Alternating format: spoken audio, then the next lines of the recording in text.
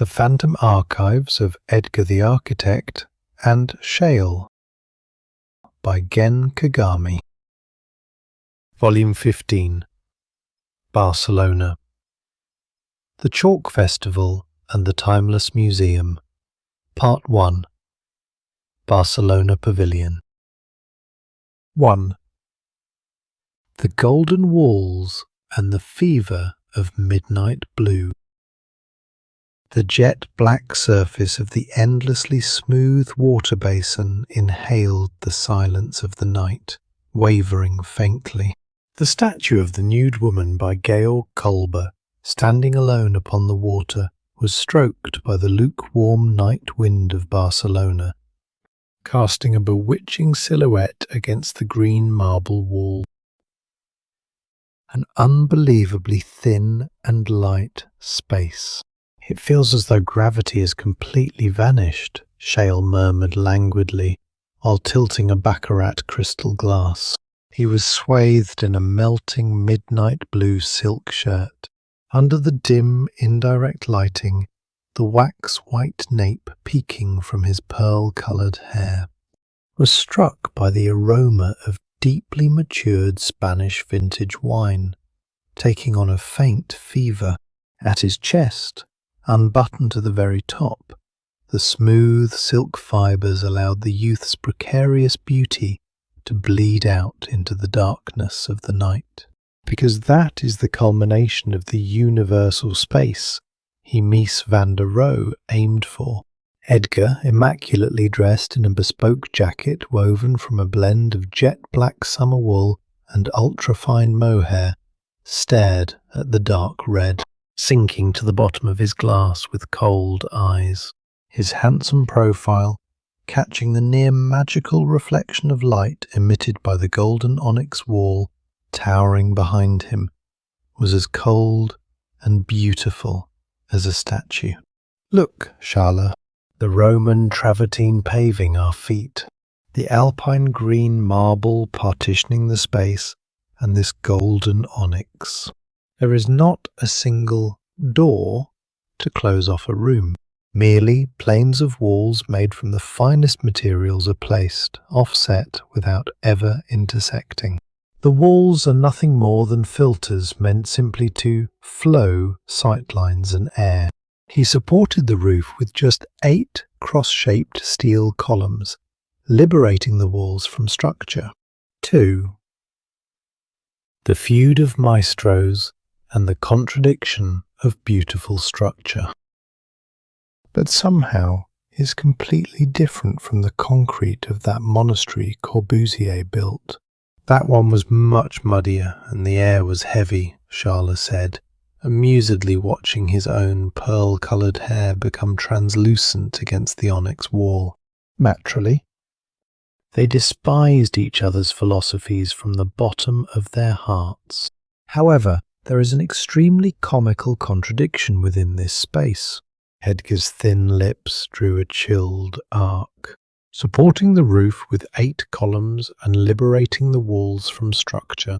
Though the materials have been replaced with steel and stone, this is the very concept of the Dom-Ino system advocated by Le Corbusier, though Mies himself would have died before admitting it. And then there is that roof. Edgar's gaze turned to the thin, horizontal roof slab. At the time of its creation in 1929, it was a mere facade steel framing smeared with plaster to make it look like a single slab. But decades later, when permanently reconstructing this building, they used reinforced concrete, the muddy material loved by Corbusier, which Mies had sneered at. Ironically, this supreme work of modernist architecture could only attain eternity by relying on the structural concepts and materials of his hated rival. Edgar swirled his glass and quietly drained the red liquid where the dregs of time had settled. Stuttgart, 1927. The Weissenhof Estate Exhibition. I was assembling my own pavilion in the lot right next to theirs. The Swiss fanatic who loved blocks of concrete and the taciturn German stonemason in pursuit of the absolute beauty of materials. You cannot imagine the supremely comical, beautiful, glaring match when they crossed paths on sight. 3. The pure silver paper knife and the news from the south of France. It was the moment Schale let out a soft chuckle and attempted to drain the last sip remaining in his glass. An elderly butler, approaching soundlessly as if gliding across the travertine floor, presented a polished silver tray between the two. Resting upon it was a thick parchment envelope. Without making a single sound, the butler slid a pure silver paper knife to beautifully slice open the heavy wax seal, offering only the letter paper inside to Edgar with reverence. "It seems to be addressed to you, Edgar." Schale blinked his pearl-coloured eyes in wonder. Edgar quietly set down his glass, received the letter paper with his gloved fingertips, and cast a chilling gaze upon it. "Has something troublesome occurred?" "No." Edgar folded the letter paper, a faint but distinct light of exultation dwelling within his jet-black eyes. "The new box I was commissioned to design has, it seems, let out its first cry. It is the notice of completion." Edgar's. "New architecture!" Schale's expression instantly brightened with innocent radiance. "Yes. The time for savouring the skeletal remains left by the maestros is over for now. We leave here early tomorrow morning," Edgar announced in a quiet, definitive voice. "Our destination is the south of France, to that museum of clocks I once designed, to entomb time, to that place dominated by a fierce sun and a white bordering on violence." 4. The sea of dawn and the fluidity of steel. 5 in the morning. The cobblestones of Barcelona exhaled the sea mist they had inhaled during the night like cold sighs. What stroked the skin of the two with their backs against the golden onyx of the pavilion was the air of dawn terribly sharp, as if to freeze even the microscopic blood vessels deep within the lungs.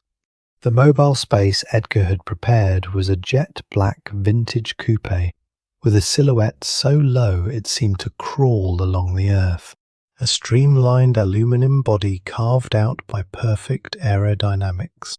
When the thick door was opened, the beastly scent of Connolly leather matured over the years, and the faintly burnt aroma of high-octane fuel mingled with the cold dawn air, violently assaulting the nostrils. A freezing mahogany steering wheel. Countless analog instruments flickered quietly deep within the dashboard, emitting a faint amber glow. Sinking into the deep bucket seat on the passenger side, Schale let his pearl-coloured hair play in the wind slipping through the gap in the window. The midnight blue silk shirt he wore was as smooth as if the darkness of the night itself had been woven. However, the ultra-fine fibres of silk, which easily rob heat, allowed the sharp air of dawn to pass through without mercy. Goosebumps caused by the cold formed faintly on the wax-white collarbones peeking from his open chest, and the sensual thin silk clung to the youth's fragile skeletal structure as if adhering to it. "It's cold." "I didn't know the morning air of Barcelona was sharp as glass," Schale murmured, wrapping his arms around himself through the thin silk. "It is proof that the heat of the Mediterranean has all returned to the sea during the night. But this cold air will end soon." Edgar gripped the mahogany ring precisely with hands clad in thinly tanned peccary driving gloves. His jet-black summer wool jacket had already been discarded in the back seat. What he wore was a pure white Sea Island cotton dress shirt, woven to its absolute limit. his arm with pale veins running across it, peeking from the cuff carelessly rolled up to the elbow.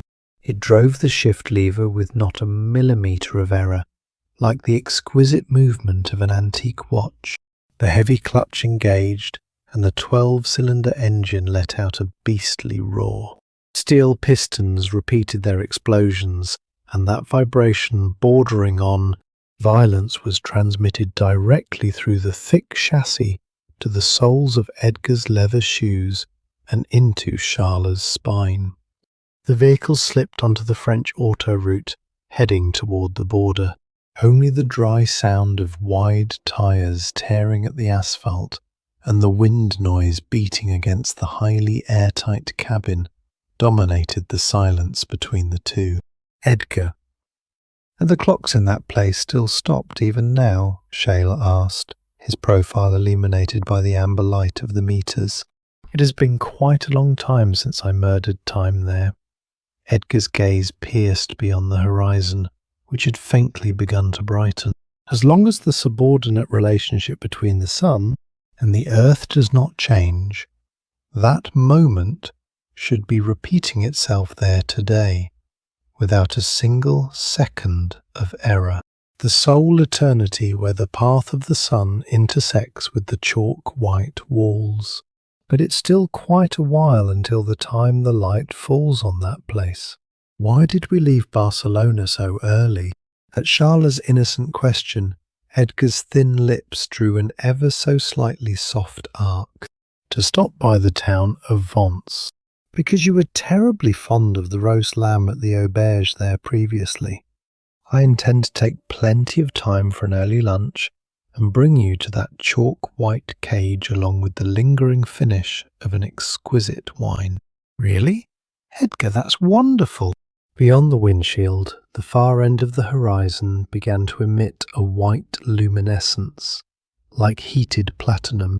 The sun of the south of France was finally about to bare its cold eyes. "Shall we go, Schale, to the memory of gastronomy and to the absolute space where light sculpts time?" Edgar quietly depressed the accelerator.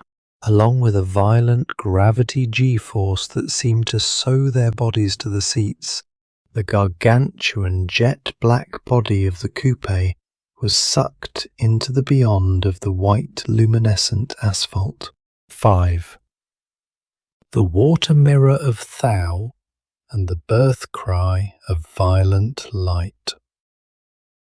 When the jet-black coupe, having continued to run tearing through the darkness, approached the coastal region of the south of France, on the right side of their vision, a plain that looked as though massive mirror plates had been laid out suddenly appeared.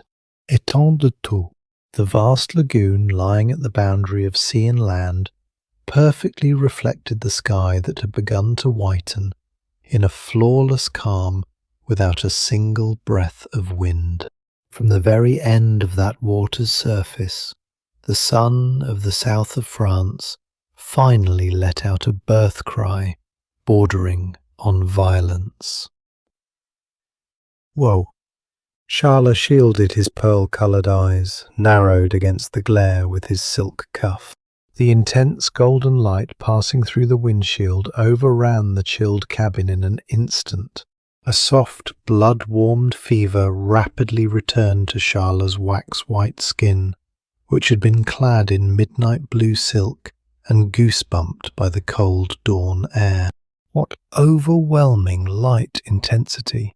The weight of the air is completely different from Barcelona, Schale gasped, tracing his fingertips along the window glass that had begun to take on heat.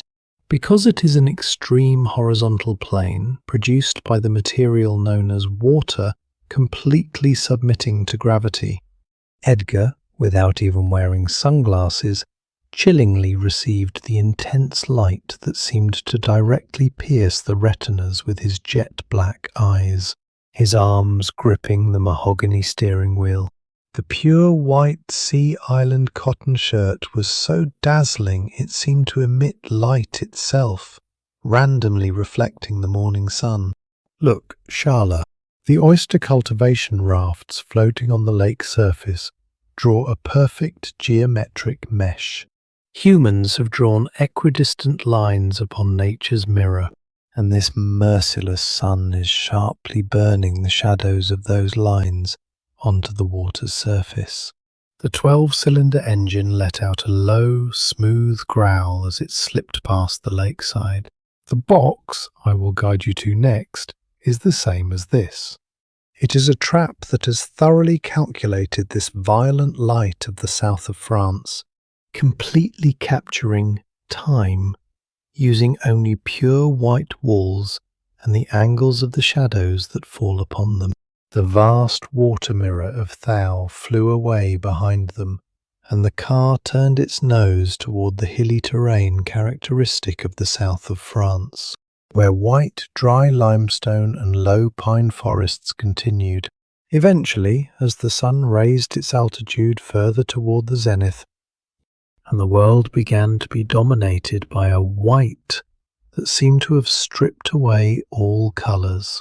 Atop a desolate hill, that bizarre mass of geometry revealed its form, a block of pure white concrete devoid of any ornamentation that seemed to sharply cleave even the blueness of the sky. We have arrived, Schale, the chalk-white museum where I murdered time.